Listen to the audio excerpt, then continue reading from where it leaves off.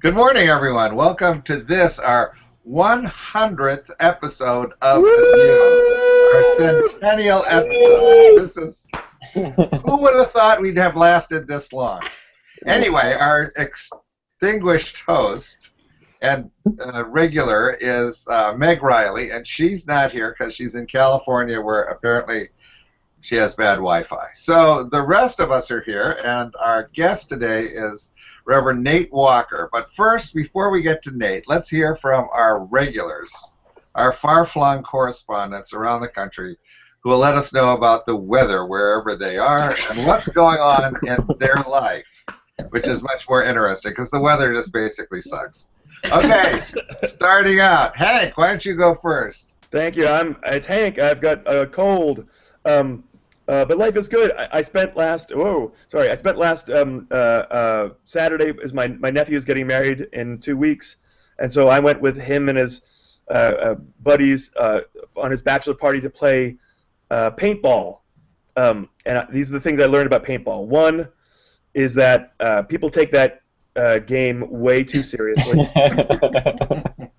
And the other thing I learned is that I'm 49 years old. All right, congratulations. Which means I twisted my ankle, I was out of breath, all that sort of stuff. But it was good, and but now I've got a cold and hanging out. And it's St. George Day. Happy St. George Day to all those English folks who celebrate that stuff. All right, there we go. Quick, what did St. George do? He slayed the dragon. Okay. That was probably a good thing. St. George and the dragon, exactly. All right. Who's next? I'll go next. Just because I want to say, yeah, I would have thought St. George slaying the dragon, that was definitely top of mind. Hi, everybody. I'm Patrice Curtis, and I am in D.C. where the weather is, it's nice today. I was gone for a week, and when I came back, everything was in bloom, including all the dandelions. Last week I spent in Clearwater, Florida with my congregation-to-be. I'm so thrilled. Yep. And you see, the weather there was gorgeous. Yeah. This proves that the view is not an obstacle. Getting another job in let me tell you, yes, as you know, some of us who are not retired certainly have that, wonder about that kind of stuff. Going through the MFC, all of that good stuff. Anyway, yep. So anybody out there, when we ask you to be a guest, say yes, because it will do you good. Yeah. It'll open doors. The view bump. Exactly. It'll open doors. All right. And I'm so proud, just to finish off, to be here on the 100th episode of The View, and I'm really hoping, Meg, if you're out there watching, that you find some good Wi-Fi, because you definitely should be here, and so should Joanna. So anyway, all right, that's it for me. Hi, I'm Aisha in Seattle, and the weather was nice yesterday for a few hours, and now is back to cloudy and rainy, but that's okay. We've actually had quite a sunny winter. And my son is ready to go to Reno today to compete in a jazz competition in 8th grade. So Wow. There is quite a music program at his public school here. And I did try to explain to him that I'm doing this show, but he may forget and run in and make noise, in which case I will mute myself. So just wanted to give the viewers some warning here that a teenage boy might be running in asking where his stuff is.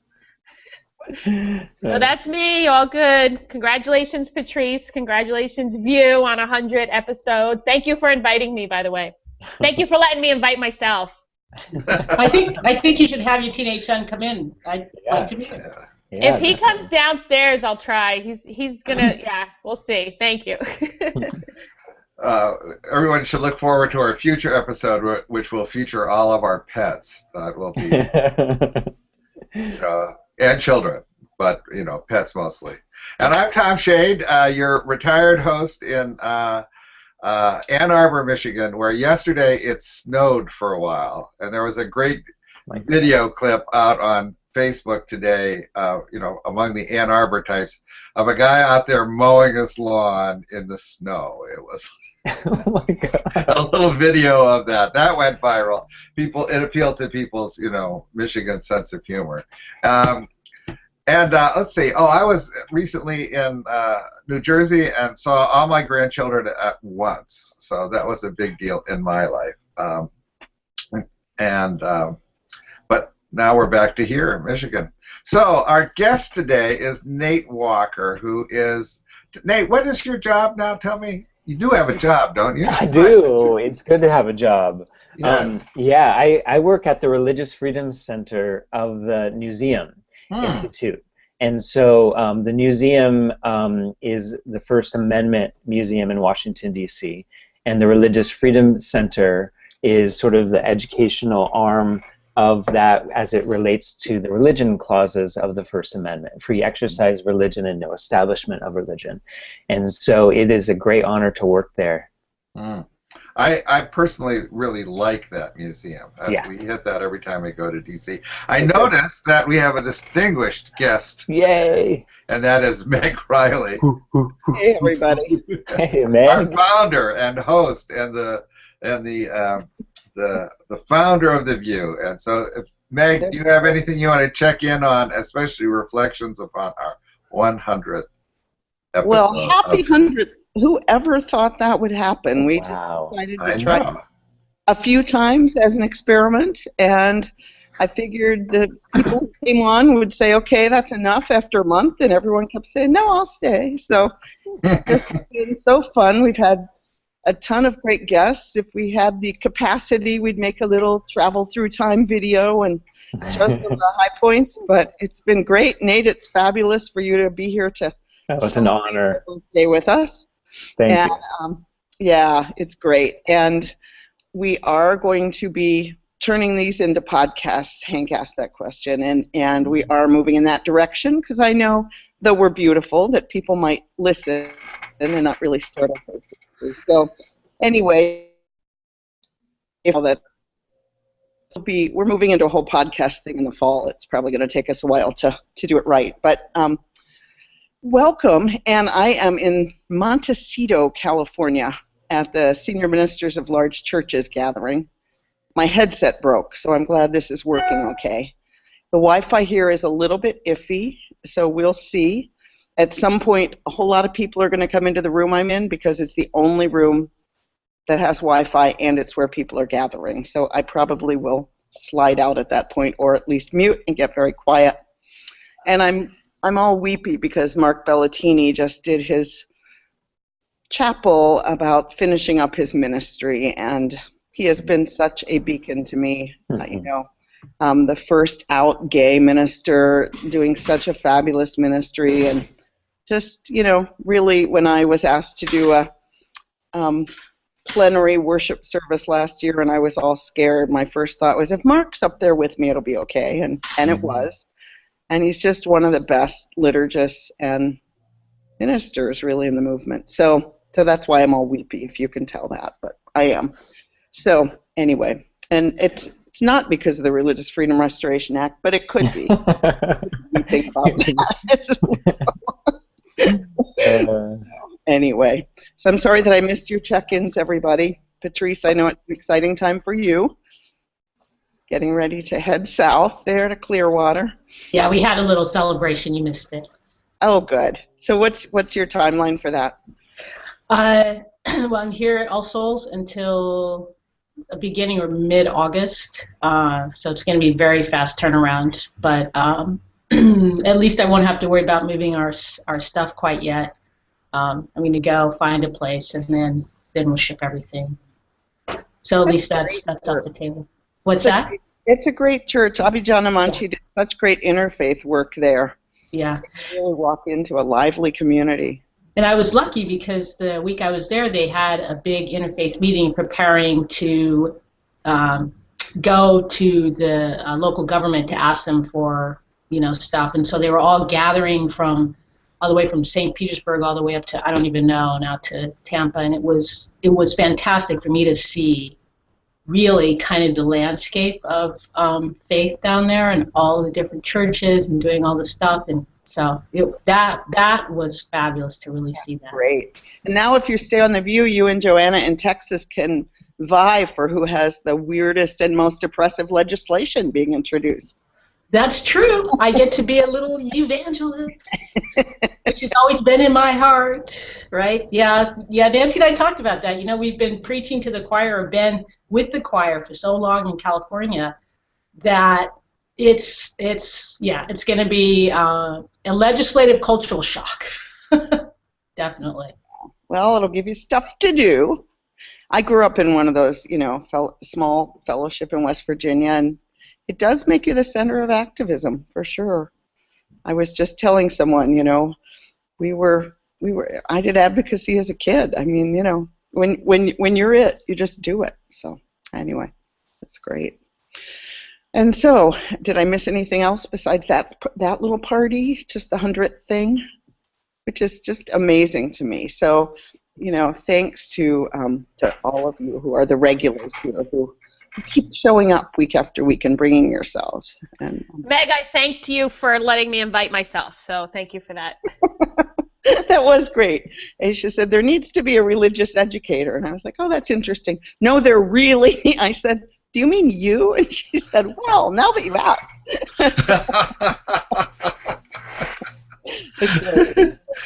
Now that that's out, people will know how to get on The View.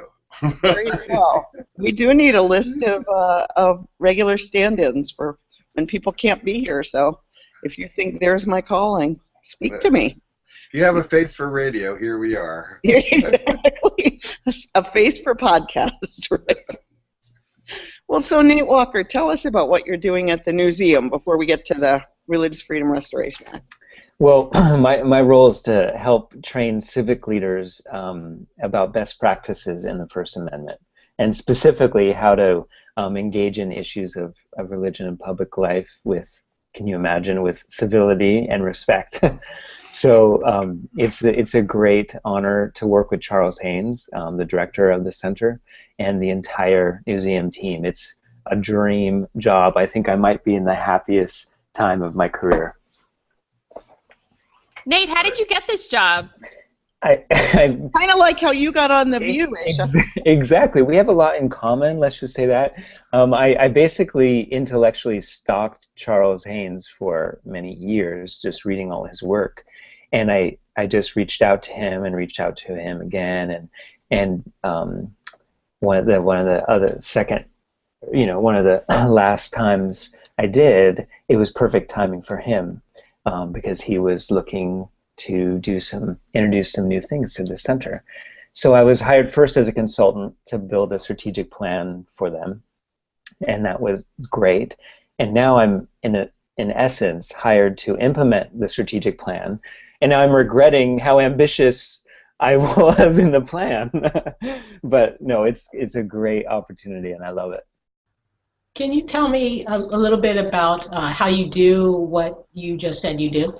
How do people come to DC for the training, or how does that work? Yeah, we do several kinds of things. One is public events. So, for instance, last month we hosted Madeleine Albright and people from the State Department to discuss issues of religion and the future of diplomacy. Last week we hosted discussions with members of parliament from around the world and leading scholars in this field to talk about best practices and good practices for religion and human rights. And so we were meeting with members of Congress. We were at the White House talking with Melissa Rogers. And so when you say we, do you mean the staff, or who? Is there a cadre of people who are coming to these sessions, or? Yeah, in this context, we had 20 people in a closed dialogue session from around the world to discuss these matters, and this was because of a grant through the British Council. We had another dialogue session in London in February on these topics. So these kind of closed and public kind of dialogue sessions is one way that we do our work. The next way is something that's emerging, and that's why I was brought on, which is we offer courses. And so we're working with Starr King and with Meadville and other seminaries to create courses for religious leaders on how to prepare them to be First Amendment competent as they engage in issues of religion in public life. So it's exciting to be able to do educational ministry because that was my original call to ministry. So it's nice to be doing that work now.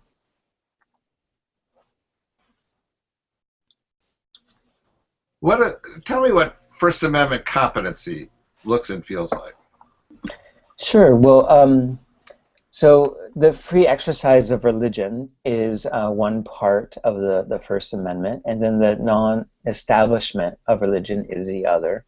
And I think a simple way to put it is that throughout history, civilizations, and certainly the U.S., has promoted uniformity in religion over diversity.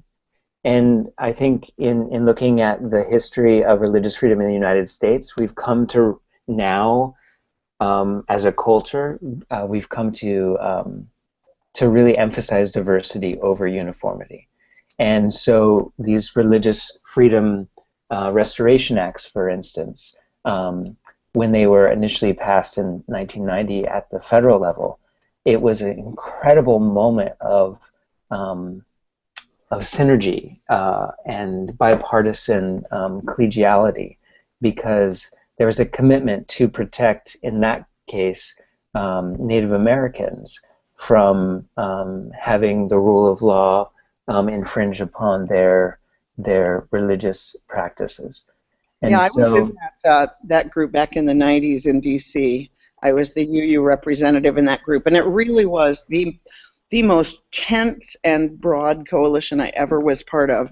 I mean, there were people there who wanted it for such different reasons, but you know, people like the ACLU were in the room, and people for the American Way, and the UUs, and then very fundamentalist groups were in the room. And so the only thing that held us together, this must have been 96 though, not 90, right? Were there two iterations, or? Yeah, so 1990 was the case on Employment Division versus Smith about the peyote case for Native Americans. Yeah, and then 96 was the passage of the Federal Religious Freedom Restoration Act. And so the only way we could get to stand to be in the room together was that you were not allowed any carve-outs. Everybody wanted to put exceptions that made their themselves feel better. And I remember at the time, Urvashi Vad, who then ran the National Gay Lesbian Task Force, getting into a screaming fight with Rabbi David Saperstein, who is now doing and has always done religious freedom work.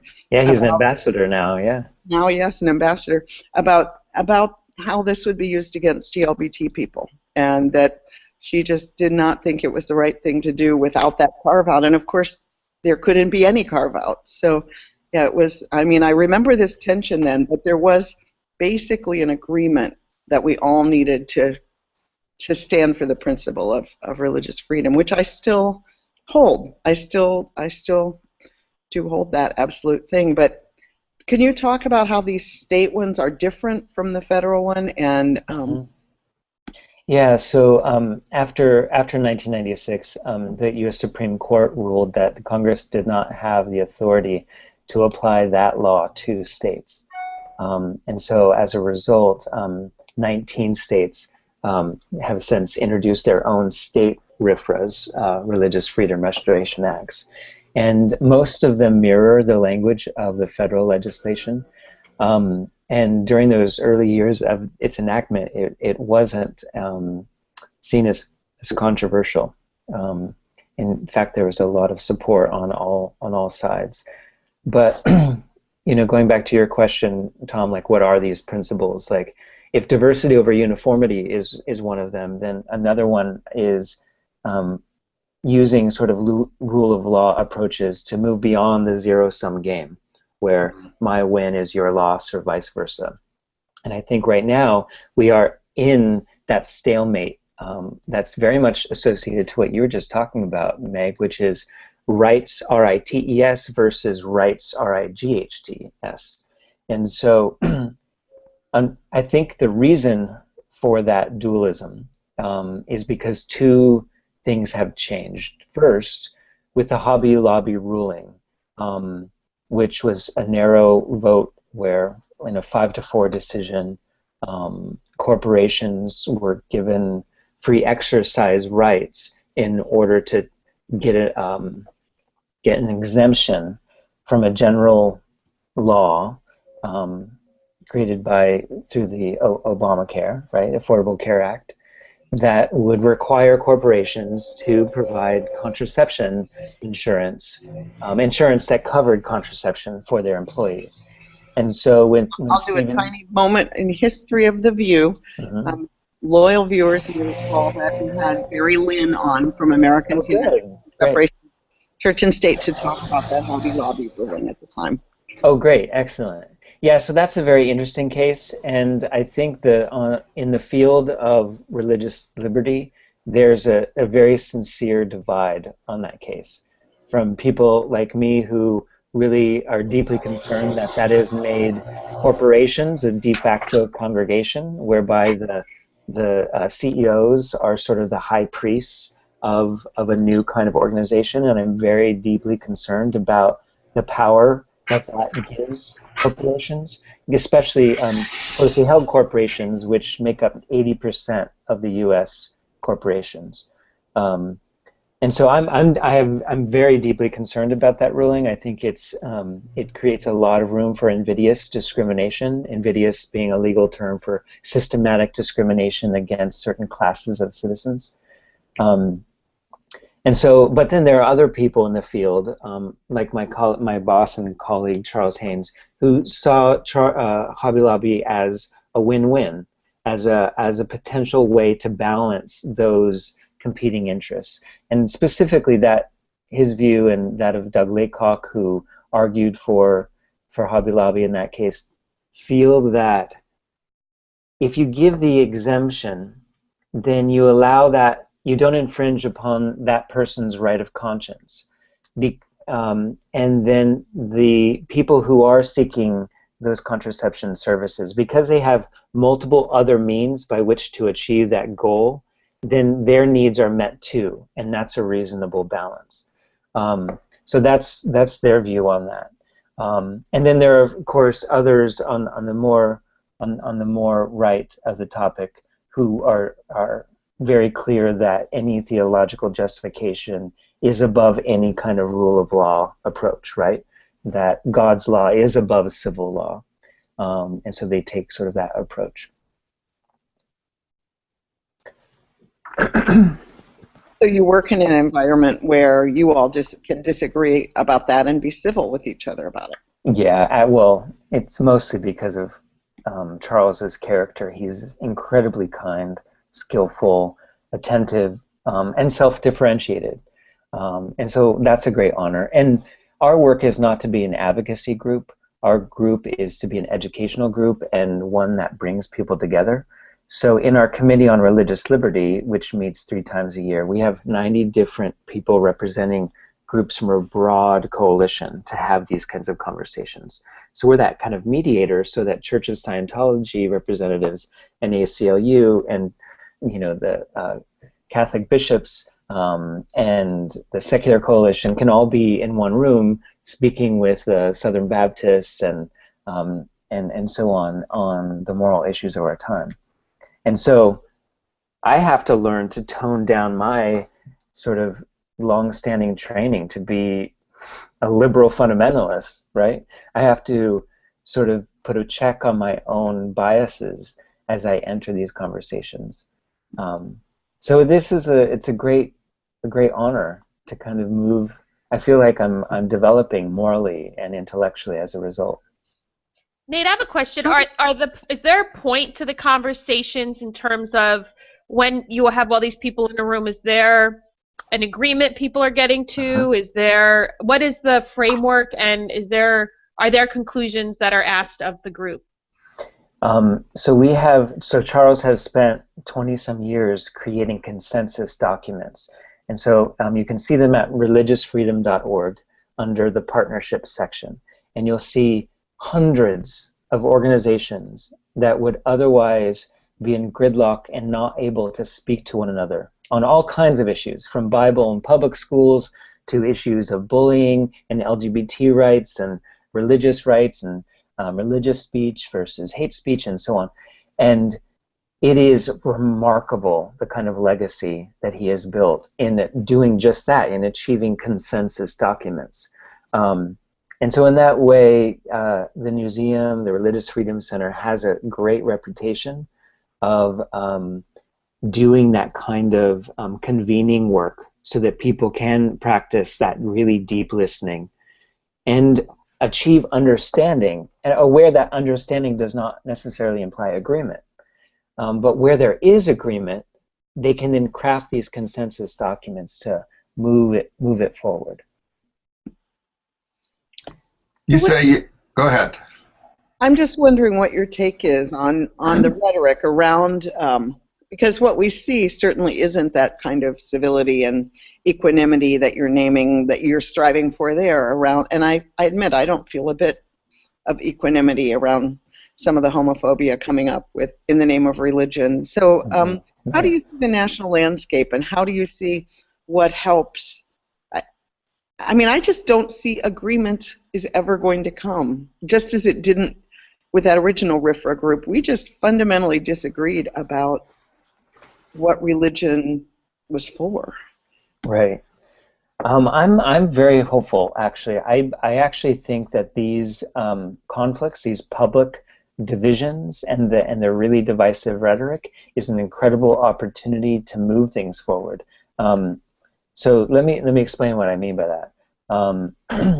In the latter half of the 20th century, the moral majority, or sort of the 80s and 90s, had a really strong hold on religion and politics, where religion was actively and continually being used as a political wedge issue. So a very famous example is abortion. So before Roe versus Wade, the Southern Baptist Convention voted to affirm a woman's right to choose. Soon after the Roe versus Wade decision, they also made another affirmative right to choose statement as a convention. It wasn't until Falwell and others started to use religion as a wedge issue to try to get more conservative votes that it started to shift. And basically that's when evangelicals, who traditionally said, oh, abortion, that's a Catholic issue, adopted that issue for political ends. I saw the same thing happen with the contraception mandate. So there were 22 states that had the exact mandate that was replicated in the Affordable Care Act. And in it, it said that corporations had to provide for women insurance that covered contraception. In 22 states, there was never a lawsuit. There wasn't a huge outcry. It wasn't until Obama took office that in the rhetoric about anti-Obamacare did that topic become all of a sudden a religious issue, when before it wasn't. So my sense now is that when we see the governor of Indiana and other governors sort of or legislators come forward with these RFRA laws, they're doing so as a way to galvanize the right to support their political agenda, trying to use religion as a political wedge issue. But what we're really finding is that it's no longer working, and that's where I'm hopeful, because more and more faithful religious people are coming out and saying, you don't represent my view. I am an evangelical and I do not believe in same-sex marriage, but I do believe in civil rights. And you're getting these really interesting nuances and divisions. We're in a time of radical reformation within religions. And as a result, the political rhetoric that was previously used by the moral majority is proving to have dissolved and lost its potency. And so that's where I'm most hopeful, is that religious people are saying, no, my religion's not a political wedge issue. Now, at the same time... Oh, Nate, do you think also, though, I mean, is it that maybe that the face of religion is sort of losing power? Do you think that might be part of it as well? I mean, so I just want to throw that into the discussion as well. Yeah, so, well, first of all, we are on the brink of reaching a demographic where the first time in U.S. history, Protestants do not have a majority of the population, right? It's bordering at that 50% right now. And with an increase of Catholics as a result of immigration, and also an increase in Muslims and of course the nuns, right, the non-affiliated group, you're getting to see a dilution in the power, and therefore diversity is the norm. And governing pluralism is very hard to do, and I think a lot of these political groups are trying to figure out, well, religion used to be such like a win for conservatives, and now they're seeing it's constantly being used against them. And so, yeah, it's less potent as before. Well, we're about halfway through our show, so let's just remind everybody that this is the 100th episode of The VUU, and Reverend Nate Walker from the museum is our guest today, and we've been talking about the Religious Freedom Restoration Acts from around the country and the history behind those. Nate has just been talking about the rise and fall of the religious right as a political force in the United States, which I have found to be really fascinating and interesting. And our usual hosts are here today: Patrice Curtis, Hank Pierce, Meg Riley, and Aisha Hauser, and myself, Tom Shade.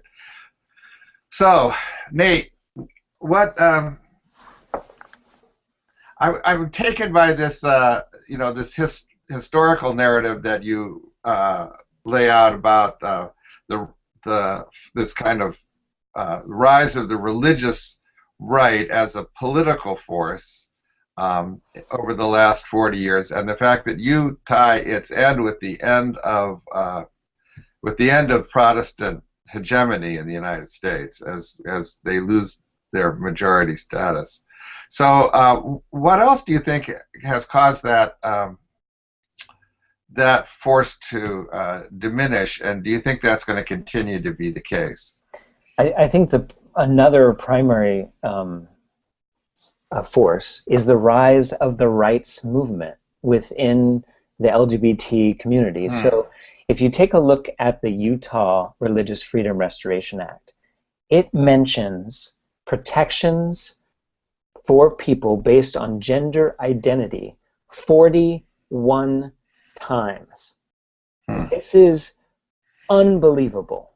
This is unprecedented to have a majority Mormon legislative community look back on their own acts with their contributions to Proposition 8, right, in California as it related to their stance against same-sex marriage.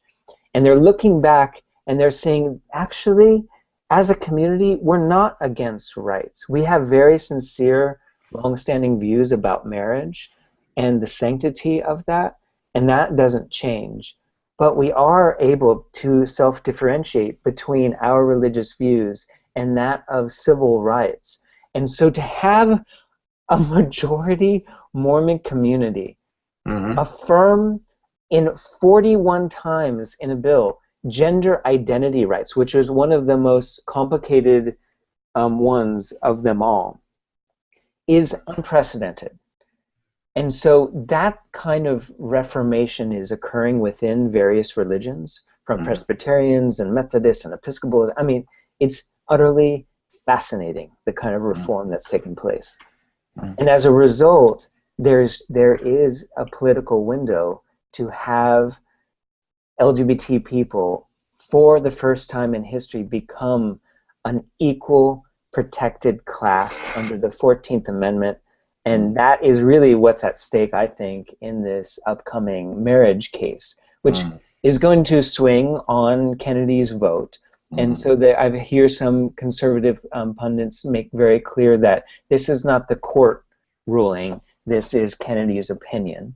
And I find that kind of argument disingenuous, because you could argue the same of Hobby Lobby, right? Well, that was just Kennedy's opinion because he was a swing vote on it. The fact is, there is that gridlock in the Supreme Court, and that's a mirror to our society's gridlock on these questions. But that gridlock is softening as the more and more people know members of their family and come to love and respect them and see them as humans and not as the other.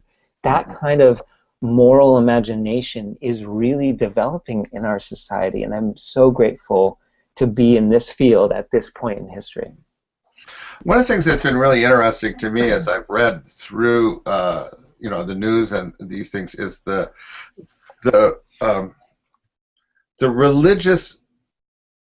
rise of a religious opposition to transgender rights, to argue that questioning gender is a violation of God's original intention, that everybody should be content with the gender they were born into, otherwise they're in rebellion against God, which is an entirely new and novel argument. I have not seen that kind of, when transgender rights first came up, it didn't have that religious interpretation. There was if anything, the interpretation was a psychological one, right? This is people's confusion about something fundamental about their own identity, and so therefore a sign of mental neurosis of some sort. But to have now this come up as a religious thing, just, it kind of amazes me, and I'm going like, well, to what, where, it just amazes me, that's all. Well, that's the kind of a religious... Go ahead, Meg. I was going to say is, if you look at the marriage cases going way back to Hawaii, they're all about gender roles.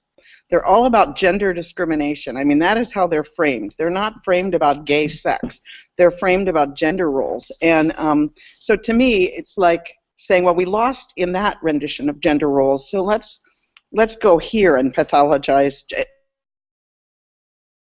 To me, the right depends on, God, man, woman, obedience. All of that is just moves from one issue to another. I think that the petitions, which happily failed in California, but doing petitions to get it on the ballot about trans youth and bathrooms and all that are just so hideously awful. And it's such a heartbreaking way for them to be going. But I think it's just the same people with the same issue trying a different door in. Nate, do you agree? That's just how I see it. Yeah, I think that is thoughtful, and I also think that there's a fundamental shift in how people understand religious freedom. And one of the best articulations I've heard is by Judge Carol Jackson, who said that liberty is a shield; it's not a sword. So liberty is a shield to protect the most vulnerable, to protect religious minorities, to protect religious expression or persecution or coercion, right? Or even to protect those from de facto apostasy kinds of situations where they cannot change their religion or have no religion at all, right? Or to have atheistic views and so on. So in that way, liberty is becoming more like a shield, but when people try to use it as a sword, in the example as you're giving, where I'm going to use my beliefs in order to do something that will cause you harm, maybe to lose your job, to not provide you kind of marriage legal protections, to deny you services, from purchasing things, these kinds of segregation kind of based kind of practices. I think more and more and more our collective conscience is saying, no. you cannot use your religious views as a sword to harm another. You can use it as a shield to protect your practices and the practices of others, but it can't be a sword. But, you know, the right is a genius at acting like they need the shield. I mean, that kind of, and I think they genuinely believe it, like that Christianity is under attack and, you know, their values. I mean, Well, I think it's genuine on the part, at least of the followers, if not of the leaders. well, Well, in many, go ahead. I was wondering if part of this is also, I mean, I do think people have fun beliefs about those in the LGBT community, but I wonder if some of it's a red herring politically, because people are getting wise about Medicare not getting expanded, the Affordable Care Act. So the more and more people from either side or from the right are saying, hey, we're not buying what you're selling. All of a sudden, it's like family values, LGBT, and I'm wondering if that's also part of why this narrative keeps coming up in different ways. Because when people are becoming politically hurt, financially hurt and unable to feed their families and asking the right questions, that this comes up. Yeah, those are really good points. I should clarify that in many parts of the world, Christians are under attack. Like Kenya, 147 Christians just slaughtered in a university, right? So in many parts of the world, Christians are under severe attack, and so those who follow that narrative very closely and who see that the U.S. government is not taking a really clear and bold stance on making those protections for Christians in other parts of the world, they then equate those acts to what's happening domestically of this change of definition of family, of marriage, these fundamental things that have been for thousands of years the norm, right? And that is frightening. At least in our minds. Yeah. And so what's actually happening is more religious groups are on their own accord expanding the definition of family. Religious groups on many fronts are expanding their definition of rights, civil rights, and making distinctions. One of the best ways I've heard this distinction made is by Christine Carlson in a chapter of our book, Whose God Rules. And she starts it by saying, when I was born, I was given a birth certificate by the state. And then my parents took me to get baptized, and I got a baptismal certificate. And when I die, the state will give a death certificate to my loved ones. And my church will have a memorial service, and there will be a program that will be a memory of that. And so she sees that as the kind of self-differentiated type of religion that knows what are religious rights, R-I-T-E-S, and how they're distinct from that of civil or human rights, and the role of the state in providing equal protection for all people to have access to those rights. So you slid this in, but since you mentioned it, I just want to lift up your book. You said our book. It's like, well, it's your book. You did, and will you describe it? Do you have one you can hold up and promote to yeah, people? sure. It's called Whose God Rules, and Ed Greenlee and I co-edited it. He was the president of the First Unitarian Church of Philadelphia, where I was senior minister, and we had an amazing experience pulling together people from all different types of worldviews to discuss issues of religion and public life in the U.S. Tony Blair. Who did the foreword? Oh yeah, Tony Blair wrote the foreword, and I love it because he says that he did this speech in the UK where he said, "God bless the British people." And there was this like political riot over it, and his aides said, "This is not America, you know."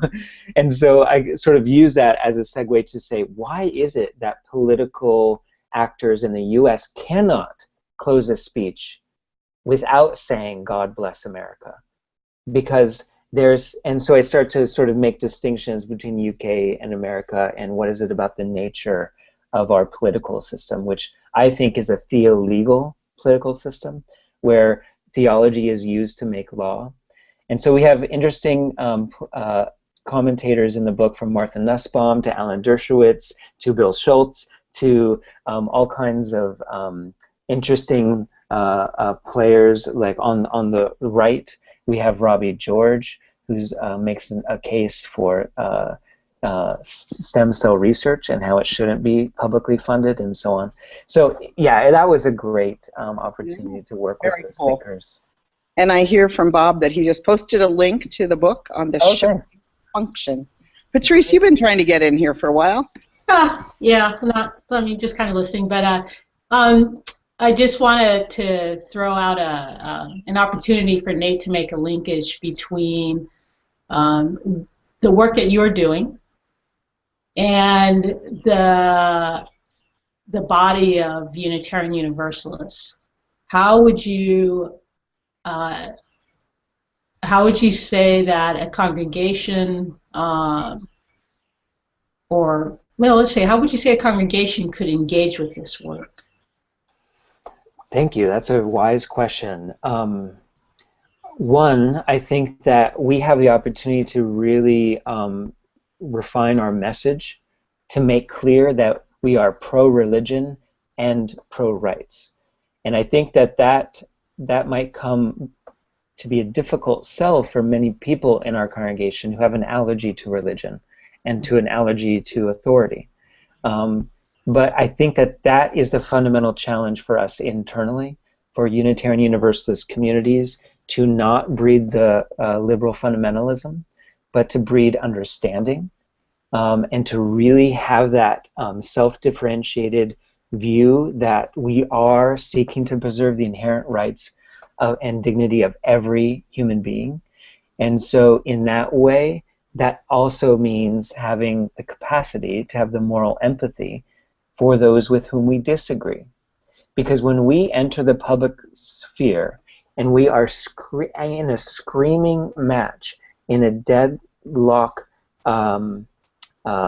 sort of fight against those who we have seen cause us and our families great harm, then we are perpetuating the dualism and the fight, and that I don't think is going to be helpful.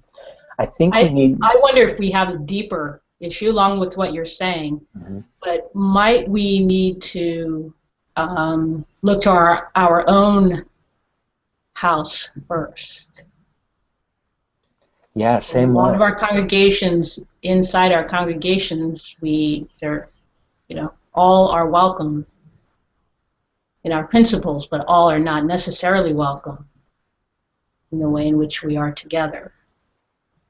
Are you saying, implying that like Republicans can't be members? Is that kind of what you're saying? Well, yeah, I mean politics, but also even we have differences between polyandrous families, or Christian UUs, or whatever the minority is in a particular congregation, theologically, can sometimes feel that they may feel somewhat stifled a bit, or not feel like they're really fully seen or appreciated, or I think that's sometimes that's the case in some congregations. They have that rub between the theists and non-theists.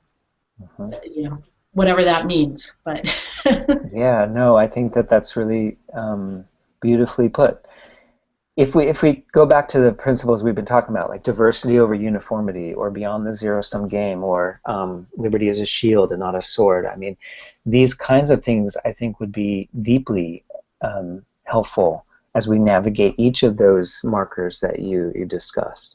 And our own 7 principles give us the guide to do that. And I think, in a way, one of the great strengths of Unitarian Universalism is its pluralism. It's what makes us unique. It's what makes it a challenge. But ultimately, we're trying to, as we use Mark Hicks' phrase, like build the world we dream of, right? Like we have to start in our own home, to do that work. I like your phrase, moral empathy. Is that the phrase that you used? Yes, and that's a perfect segue, isn't it, Meg? So Meg is writing the foreword to my next book, which is the working title is called Experiments with the Moral Imagination. And it's all about how to train in this intentionally vigorous way on how to have a moral empathy for the other, or those we perceive to be our enemies. And so I'm I love that. I just preached a little bit on that last Sunday. Oh, good, great. So it looks like we've lost Meg. So yeah. Okay. So we'll carry on until she comes back, if she's able to come back at all. We are at 10 minutes from the end. I just was thinking about that one of the, the deeper issue is purity. That people, there's a impulse toward purity, that people want to have an environment which repels things that are, quote, impure, and that a lot of the motivation around kind of the use of an argument about rights as a sword against other people is a identification between religion and purity. It's my right to live in an environment which is pure and free of, transgender people, homosexuality, blah, blah, blah, blah. I want to be able to live in a community. It's my right to live in a community that repels those things. That there's a whole,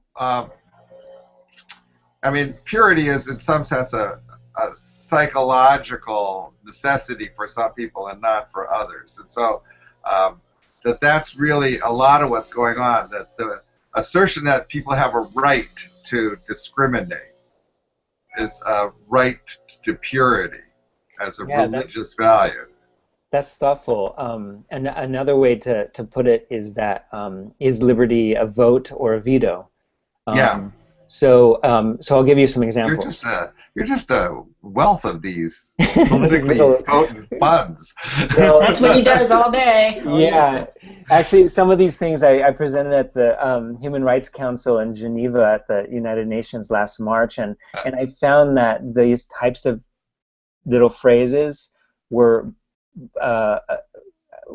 more traction because people wrote them down.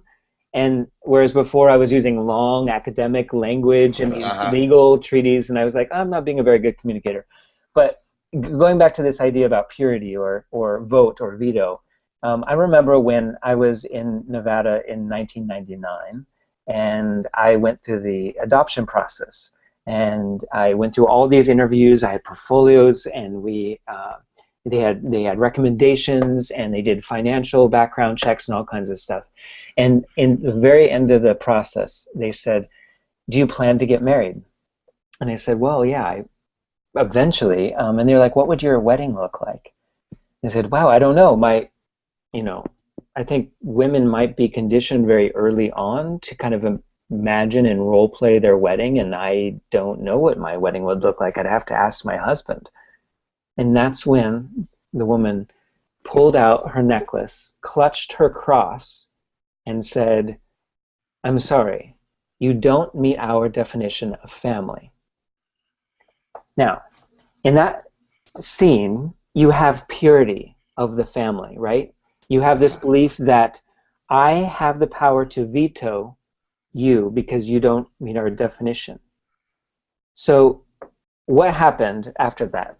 I left Nevada to start a new life.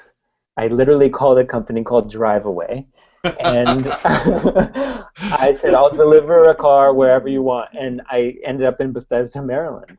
And I have been on the East Coast ever since. So it's in that context that when I was in New York and I was doing my internship in White Plains. I met a New York senator, and he had said to me, if you want to get married, why don't you move to Massachusetts? And there's another sort of purity motive. Well, like, not in our boundaries. Right. Like, liberty for me is a veto to, why don't you go? And I felt like I kept being banished from one state to another, or from one, I was like, or one country to another. But I think now things have changed so dramatically that more and more people are seeing that liberty is a vote. You can parade in the public square, you can seek to persuade people, you can use your religious rhetoric in order to try to make your position, but it is not a veto to eliminate the rights of others.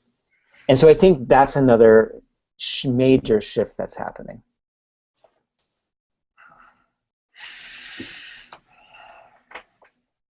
So, Nate, you also have a book that you came out with earlier on exercising preaching. Why don't you show that one and give us the 5? You have 3 I was minutes wondering to about that. I wonder if we'd hear about that book. Give us the 3-minute summation of it. All right. The 3-minute summation is that exercising preaching seeks to it's reflections on how I sought to purge harmful habits from my practice of preaching. And so there's a chapter on exiling theological cliches. There's a chapter on sort of preempting procrastination and having the community hold me accountable to a more intimate process, or purging theological violence, and dispelling sort of the one-note sermons. I kept giving sermons in the same way but different content, and so I kind of, once I purged myself from that, I found different ways. And so I'm deeply grateful to work with Childless Press, a Disciples of Christ publisher. They were incredible to work with. And I'm thrilled to be working with Skinner House on this next one about experiments with the moral imagination. And you're going to be at GA, right, Nate? Yeah. On exercising preaching? Yeah, there'll be a workshop at General Assembly on exercising preaching, but it will be designed for worship committees and in congregations as a whole, not just preachers. Cool. Well, Yeah. that's good. You know, there's a fear that, you know, when I saw the book, I said, well, if you get rid of all my bad habits, you know, I'll have to retire. And That's right. oh my God, that's what happened. Right. Oh, well, congrats. So can I ask you all a closing question? Like, Sure. It's 100th anniversary. Like, what have you learned in your time on these episodes? Like, how have you changed as a result of these encounters? Well, one, I think I've just learned. I mean, I've always thought that Meg was wise, and I think I discovered just how brilliant she is, and how Meg really is helping push our denomination forward in just all these different ways, which is great. And it's also just great, just, you know, seeing friends and doing this, and I am pleased to know that we'll be on podcast soon, because that's where so many people are doing stuff, listening to folks. Okay. Well, I've met so many great people as guests here that I had either heard of or had never heard of, and just having a chance to talk with them. I forget the name, but the person who came in and talked to us about ministry with Alzheimer's patients, that was a wonderful show.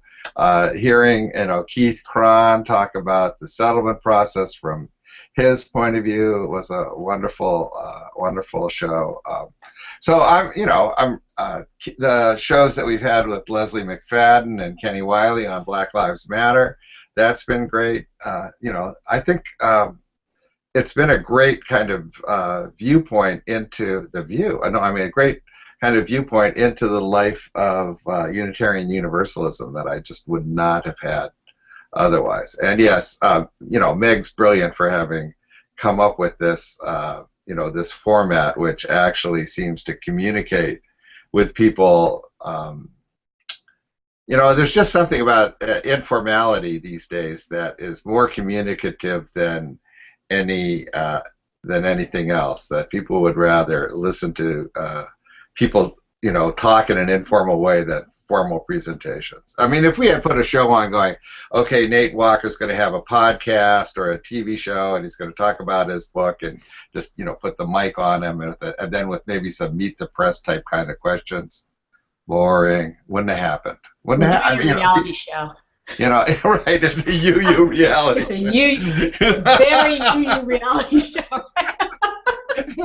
We could take that even farther. Say a reality show based on the staff of a large church. Can we vote people off the island? Only if we can vote people off the island. Hey. I would give a rose to all of you. Oh, you're so sweet, Nate. Of course you would. Of course he would. Well, I think we are out of time. We're at the time. So thank you. So here, come back next week. What do we have for next week? Does anybody remember? Anyway. This is a reality show. Who knows? Who knows? We never remember. We'll we actually have a plan. We just never remember. We do have what a the plan. We just don't remember what it is. Right. Leslie Butler McFadden again. Oh, wow. That'll be great. So much is going on. The news from Baltimore has been just astonishing, and a real level of mobilization that's going on. So come in next week for the 101st. Woo! Leslie McFadden, and more about Black Lives Matter and Unitarian Universalism. Thanks and goodbye. Bye. Bye. Thanks, Nathan. Thank you.